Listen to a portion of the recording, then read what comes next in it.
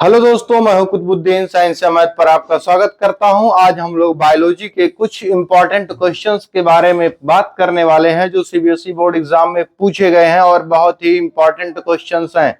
और ये क्वेश्चंस ऐसे हैं कि अगर आप जानते हैं तो आप बिल्कुल सीबीएसई बोर्ड एग्जाम में से मार्क्स लेकर आएंगे। आपको लगता है कि सर ये एमसीक्यूज है, क्या ये क्वेश्चन रिपीट करेगा? बेटा, सेम क्वेश्चन रिपीट नहीं करता है, बल्कि जो फैक्चुअल नॉलेज होता है वो पूछता है। बस थोड़ा सा क्या करेगा, यहाँ एमसीक्यूज दे रखा है बेटा, वहां असर्शन रीजन दे देगा, या शॉर्ट आंसर टाइप क्वेश्चन दे देगा, या very short answer type question में दे देता है, और नहीं तो कोई लॉन्ग आंसर का एक पार्ट बना देता है जो 1 मार्क्स का होता है। आप देखेंगे कि सीबीएसई बोर्ड एग्जाम में जो लॉन्ग आंसर टाइप क्वेश्चंस आए हुए होते हैं उसमें 5 या 10 पार्ट्स होते हैं और सब 0.5 मार्क्स या 1 मार्क्स के होते हैं। इसलिए आपकी जिम्मेदारी है कि हर एक पॉइंट और क्वेश्चन को इंपॉर्टेंट समझिए जो सीबीएसई बोर्ड एग्जाम में पूछे गए हैं। ये सन 2023 के दोनों सवाल हैं। ये सवाल बिल्कुल कमाल है, जो बच्चे ध्यान नहीं देंगे उसके दिमाग में ही कर देते बवाल है बेटा, इसलिए ध्यान दीजिए। पहला क्वेश्चन है opening and closing of stomata. हम पढ़ाए हैं बच्चा, बताए हैं कि opening and closing of stomata जो है वो गार्ड सेल कंट्रोल करता है। अगर गार्ड सेल के अंदर पानी भर जाता है, यानी गार्ड सेल के अंदर इन पानी अंदर जाएगा तो गार्ड सेल्स ओपन हो जाते हैं, अगर बाहर जाता है तो क्लोज हो जाते हैं।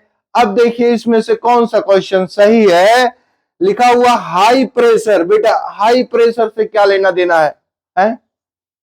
हाई प्रेशर का कोई रोल नहीं है बेटा, है ना। तो high pressure of gas, gas का नहीं, पानी का रोल है। वाटर, तो वाटर का रोल है, गैस का रोल है, जाने दो, बेकार पॉइंट है, जरूरत नहीं है। Movement of water in and out of the guard cells, बिल्कुल सही बताया। इन होने से ओपन होता है और आउट होने से क्लोज हो जाता है। बेटा इन होते हैं तो ओपन, आउट होता है तो क्लोज हो जाता है। ये ऑप्शन बी सही है, ऑप्शन बी वाला ऑप्शन सही है बेटा। लेकिन चलिए देख लेते हैं stimulus of light in the guard cells. Guard cells में स्टिमुलस ऑफ लाइट का कोई रोल नहीं है। आपके लिए जो एग्जामिनेशन में क्वेश्चंस पूछे जाते हैं वो एनसीईआरटी से डायरेक्ट क्वेश्चंस पूछे जाते हैं। एनसीईआरटी का हर एक लाइन, हर एक फिगर, हर एक एक्टिविटी बहुत इंपॉर्टेंट है बेटा, इसलिए आप बहुत ही ज्यादा ध्यान देंगे। अब देखिए डिफ्यूजन ऑफ कार्बन डाइऑक्साइड, ये भी नहीं है। आपके बुक में जो ऑप्शन भी है सिर्फ एक ही ऑप्शन सही है और दूसरे तीसरे ऑप्शन सारे गलत हैं। उसके बाद है water in the root enters due to. अब देखिए बच्चा, वाटर पानी रूट में एंटर क्यों करता है? रीजन पूछ रहा है। क्या पूछ रहा है? रीजन। जब रीजन पूछेगा तो उसका रीजन ही हम बताएंगे, कोई और बात नहीं बताएंगे, है ना। तो रीजन पूछ रहा है एंटर क्यों होता है, तो उसका एक बेसिक प्रोसेस है कि जो सॉइल में जो रूट हेयर्स होते हैं, तो रूट हेयर्स और सॉइल के बीच में आयन का एक्सचेंज होता है। किसका? आयन का। जो आयंस का एक्सचेंज होता है वो एक्टिवली होता है। एक होता है एक्टिव, एक होता है पैसिव। जब एक्टिव होता है तो उसके लिए एनर्जी की जरूरत पड़ती है, और जब पैसिव होता है तो जब पैसिव होगा बेटा तो उसके लिए एनर्जी की जरूरत नहीं पड़ेगी, है ना। तो एक्टिवली जब पार्टिसिपेट करेगा तो एनर्जी की जरूरत पड़ती है, और जब एनर्जी की जरूरत पड़ेगी बेटा तो आयंस का एक्सचेंज सॉइल से रूट हेयर में जब जाता है तो उस एटीपी खर्च करना पड़ता है। उसे क्या खर्च करना पड़ता है? एटीपी। इसको कहते हैं एक्टिव मूवमेंट। जो एक्टिव मूवमेंट होता है तो सेल और सॉइल के बीच में जो वाटर का कंसंट्रेशन होता है बेटा वो डिसबैलेंस हो जाता है। इस कंसंट्रेशन को मेंटेन करने के लिए सॉइल से रूट हेयर में या रूट हेयर के सेल्स में वाटर का मूवमेंट होता है। तो इस तरह से वाटर का मूवमेंट होता है। चलिए देखते हैं बेटा ऑप्शन में कौन सा सही है। पहला है the function of root to absorb water. ठीक है, सही बात है, रूट का काम ही है वाटर एब्जॉर्ब करना, लेकिन इस क्वेश्चन का रिस्पॉन्स नहीं है बेटा, ये रीजन नहीं हुआ, है ना। जैसे कोई पूछे अच्छा बताओ बेटा तुम्हारा मार्क्स इतना अच्छा गया, अब मैं स्टूडेंट हूँ, पढ़ता हूँ स्कूल में इसलिए अच्छा गया, ऐसा बिल्कुल नहीं है। वो स्टूडेंट है, स्कूल में तो सारे बच्चे पढ़ते हैं, लेकिन ज्यादा मेहनत से जो पढ़ेगा वो टॉपर बनेगा, है ना।